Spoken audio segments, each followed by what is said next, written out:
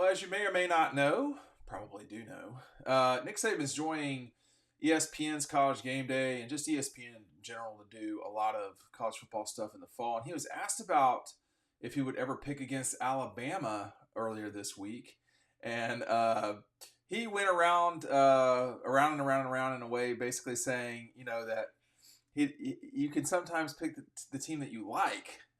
So apparently Nick is in the world of entertainment now. Welcome, Nick Saban. Hey, look, I don't ever anticipate him picking against Alabama anytime soon. A couple of different reasons. Number one, there's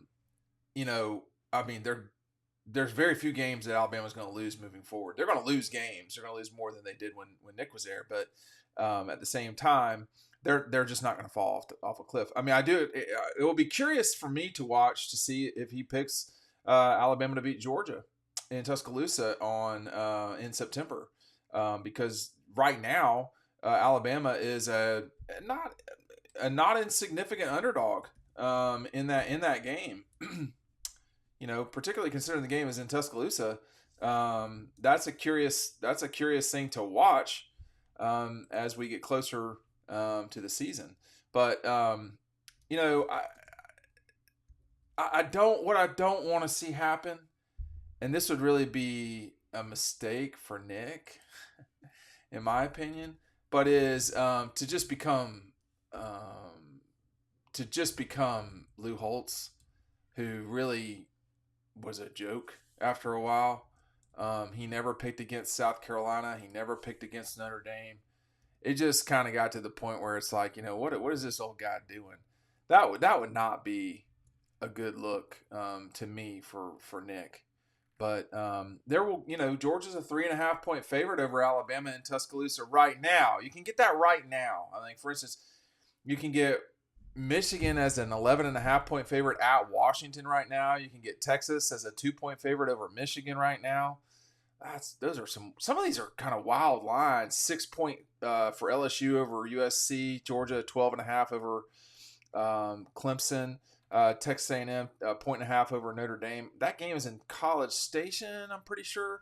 But what I don't want to see, I think Nick is really good, by the way, at being a college football analyst. That cannot be surprising considering his knowledge.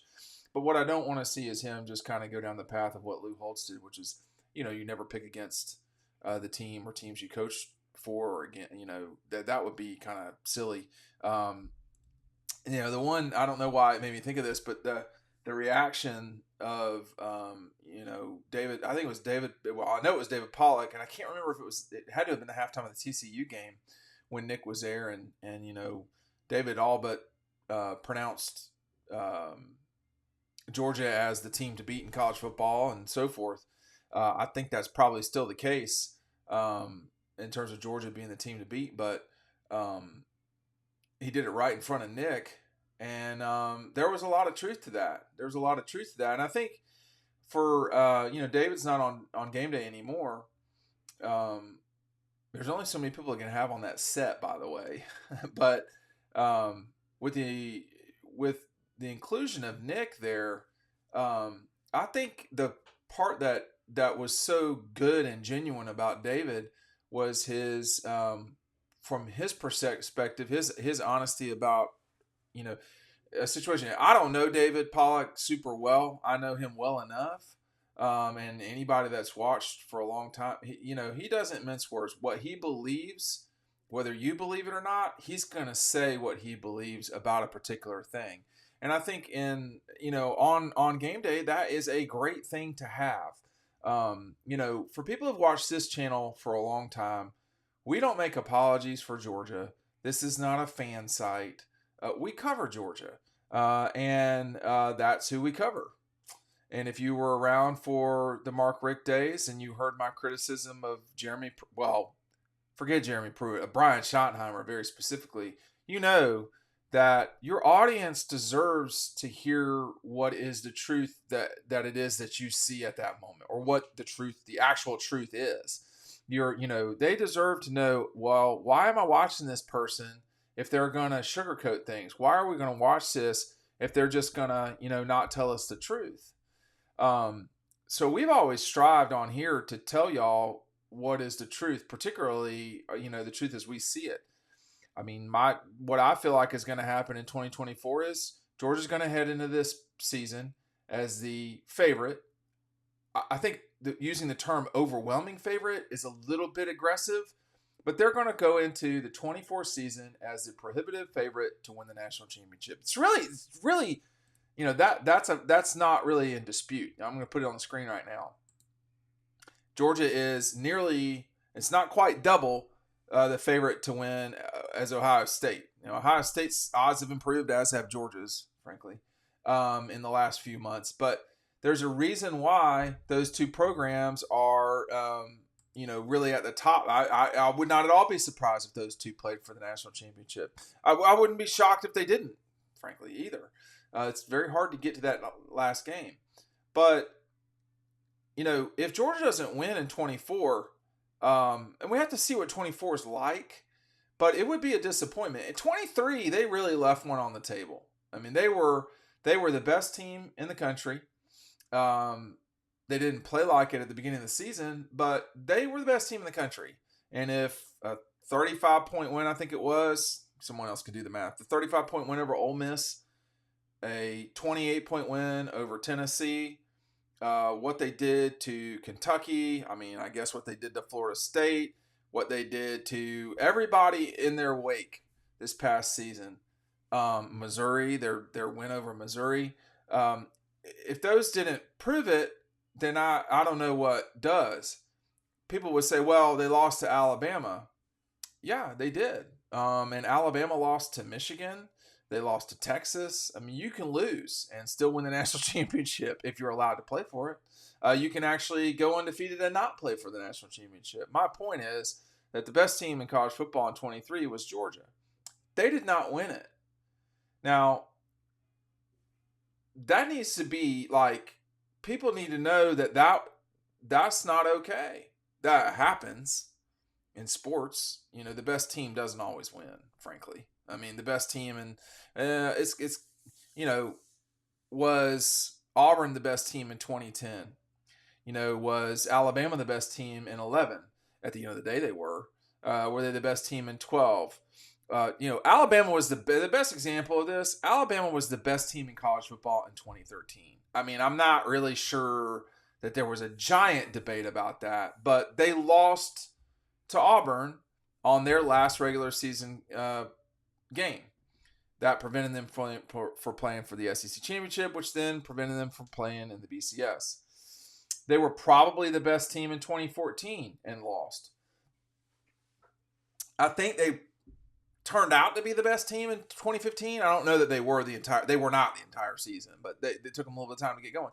But when you think about, Georgia being the best team in college football these last 3 years and winning 2 national championships, when you look back on what I just said with Alabama, 2 out of 3 is not horrible. 2 out of 4 is not that bad, to be honest with you. How many years was Clemson the best team in college football? Certainly were in 2018. Were they in 2016? Or did they beat Alabama? So I think in your audience deserves to know what, your view of the world is. We don't need any more Lou Holtz theater out here. We need, for Nick to say, hey, listen, I love Alabama, but I don't think that they're better than LSU in this game. And I think they're going to lose. It's hard, though. It is hard for coaches. Very few coaches have gone on to be successful media personalities. Digger Phelps is probably the best example. Lee Corso is also the most well-known, I would say. But most guys are just too dry. They are still coaching or pulling for their teams or team. Vince Dooley went into broadcasting briefly while he was still the athletic director at Georgia, believe it or not. Frank Broyles did it. So there's a lot of people that did it. Terry Donahue was very well known. But I think for Nick, it is going to be odd. We never got to see a retired Bear Bryant. And we're going to see a retired Nick Saban. A guy who is the best coach that college football has ever seen is going to be um, shown to add it up. Probably 100 million people this coming season. The NFL just came out with um, the data from the Super Bowl that was more nuanced, and it was 210 million people watched some version of the Super Bowl. Well, it won't get that large. 2/3 of the country will not watch college football this fall, but it will be a significant number. I can assure you of that. And I think Nick needs to tell the truth as he sees it at that moment. Just picking Alabama all the time, that's really weak. And I question if he'll actually do that or not. I think that there's not a certainty that he will do that, but I think the folks at ESPN need to say to him, "Hey man, this is our audience, and they deserved for you to tell them the truth, not for you to sugarcoat things." I think is eventually why they got rid of Lou Holtz, because he was just hard to deal with and listen to. But we don't need David Pollock picking Georgia every time, or and Kirk Herbstreit doesn't pick Ohio State every time. We don't need Desmond Howard to pick Michigan every time. We don't need all of those things. We need the guys that tell us what their opinion is of things. We don't pick Georgia all the time. I mean, the last time I picked against Georgia was that I recall at Alabama in 20. I don't think I picked against them against Florida in 20, but I knew they were in some serious trouble. But nobody I know picked them in 19 against LSU. Now, when you think about the last 3 years, I mean, Georgia's lost last 3 years. This decade, I should say. Georgia's lost 4 games this decade, if my math is right. 2 in 20, and then 2 since then. And 3 of those 4 were to Alabama. Well, I didn't pick them to lose. But I only picked them to lose 1 of those 4 games. But I was also not one of these guys who was a total coward and said that they would lose in the national championship game against Alabama in 21. You got to go with what your gut is. You got to go with what these guys don't. Nobody in TV reports, okay? But you got to go with what your reporting is too. It can't be that, the sky is blue and you're out here calling it pink. So our audiences deserve the truth. And that's what you're going to get on this channel.